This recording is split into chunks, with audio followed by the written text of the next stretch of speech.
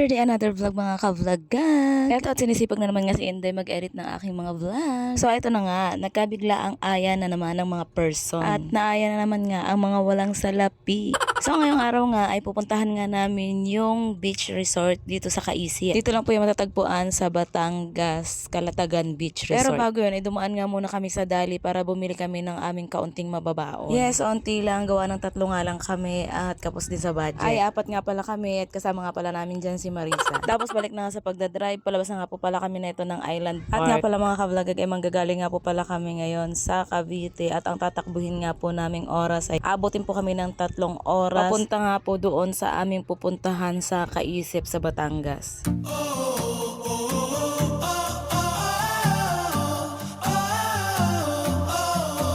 So ito nga mga ka-vlogag ay ginabi na nga kami at huwag kayo magtaka kung bakit dahil sobrang bagal lang po ng dalawang to. Pag silang dalawa pa magkasama talaga ay sobrang bagal lang mag-drive ng mga kaya yung 3 hours sa kanila ay nagiging 4 hours. At ito nga ay narating na nga namin ang Nasugbu, Batangas at babaybayin na nga natin ngayon ang papuntang Calatagan para makarating tayo ng Kaisip.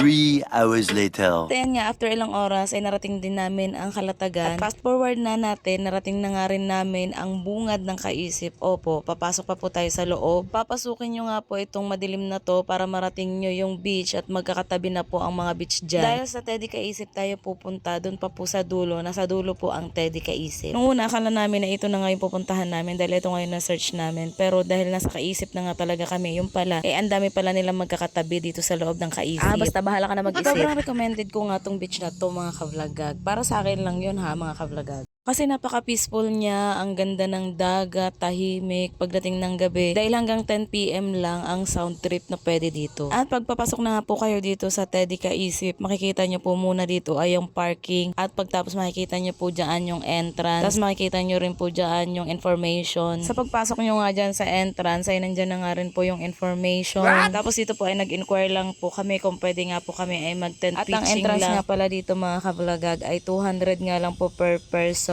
At 100 naman ang tent pitching. Dito na nga ipinasok na nga namin ang motor para maidala namin yung mga gamit namin doon para hindi na namin bitbitin kasi medyo malayo-layo pa nga po papasok doon sa may aming pepestohan. Dating nyo nga po dyan ay may sasalubong po sa inyo at ituturo kung saan po kayo pwedeng pumwesto. At dito nga kami tinuro ni Kuya dahil dito nga daw po ay meron na nga daw pong saksakan. Pagdating nga namin dyan mga ka-vlogag ay namang dahil ang ganda nga ng dagat at tapos sobrang lapit lang namin sa dagat. Tapos ito nga mga ka-vlogag ay tinayo na nga namin yung aming tent.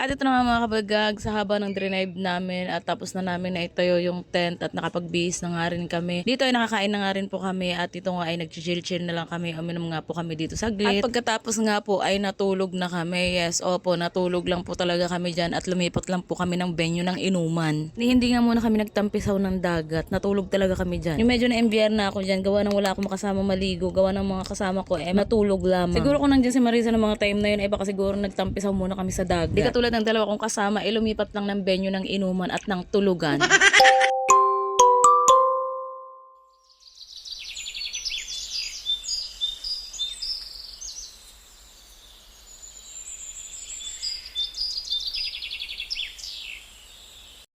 The next day.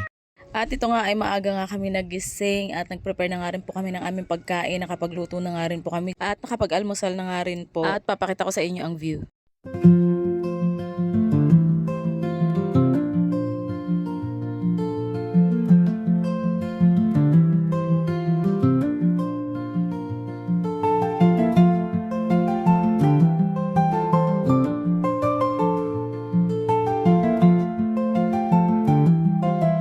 Pagkatapos nga namin kumain dyan mga kablagag ay naglakad-lakad muna kami dito sa dagat. Tapos ganito nga po pala ang dagat na makikita nyo. Meron nga po siya maliliit mga bata pa pong mga seaweeds po at ang tawag dyan. At meron nga pong maraming mga starfish kayong makikita gawa ng low tide po talaga. At dito natatakot na nga dito si Hel kasi natatakot siya mapasukan siya ng starfish sa paa.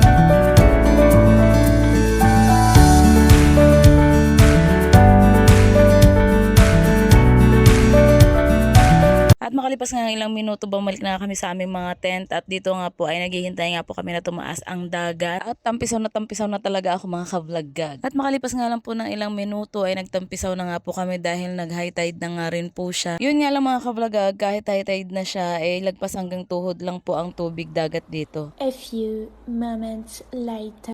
At after ilang minuto lang mga kablagag, tinapos na namin ang aming pagligo dahil gawa ng sobrang init at niligpit na rin nga namin dito ang aming mga dalang tent dahil kami uuwi na mga kablagag. At kung gusto nyo nga rin pong pasyalan tong beach na to, dito lang po yan sa Calatagan, Kaisip. I-search nyo lang po sa Google Map. At ganito nga po ang makikita nyo pagpalabas na po kayo ng Kaisip, yung dinaanan natin kagabi na medyo madilim. Ito na po siya sa umaga. Ito po ang madadaanan nyo pagpalabas na po kayo ng Kaisip.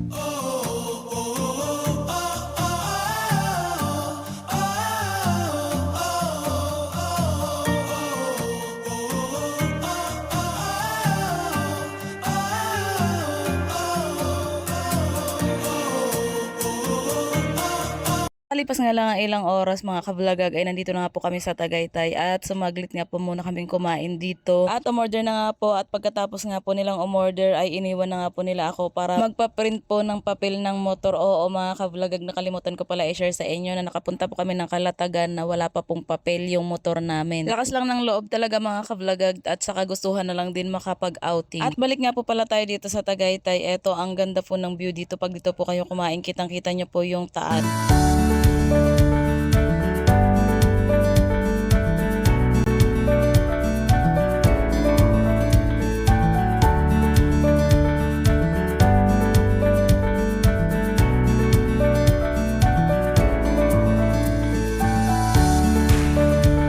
At makalipas nga ulit ang ilang minuto mga kablagag pagkatapos namin kumain, dito nga po ay nilagay na nga ni Hal ang kanyang temporary plate po at saka na rin nagpahangin sa lendan ng gulong niya. At nung araw lang din na yan nakuha ang papel ng motor ni Hal. At tingnan mo naman ngiti-ngiti habang naglalagay ng plaka dahil hindi na nga po kami kakabahan habang pauwi kami ng Cavite. At syempre, thank you nga po pala sa mag-asawang Marisa at Lenlen. At kung mapapadpad man po kayo dito sa Tagaytay ay daanan nyo na rin po itong aming nakainan. Masarap po dito at maganda ang view. Along the highway lang yan mga kablagag, makikita nyo po yan pag napadaan po kayo dyan sa Tagaytay. At balik na nga po ulit sa pagdadrive at sobrang init nga po neto gawa ng tanghaling tapat po kami umalis doon sa Kaisip. At hanggang dito lang muna mga kavloggan. Samahan nyo nga po ulit ako sa aking mga susunod na travel vlog. Thanks for watching!